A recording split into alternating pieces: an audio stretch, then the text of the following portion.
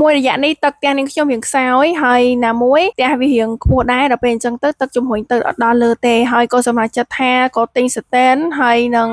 មង្គលវិឡាស្វែនទ័រលំនៅឋានសុភមង្គលឲ្យពូជ្រយគាត់មកតឲ្យអញ្ចឹងសម្រាប់បងប្អូនដែលគាត់ទឹកខ្សោយអីណាចង់ទិញម៉ូទ័រនេះជំរុញទឹកដើម្បីឲ្យខ្លាំងបានអីបងអាចតាក់ទងជាមួយនឹងពូជ្រយនេះបានឥឡូវយើងទៅមើលសកម្មភាពតិចតួចទៅធុងនេះអត់ដាក់ធំម៉ានេះដាក់ត្រឹមតែ1000លីត្រទេដោយសារតែ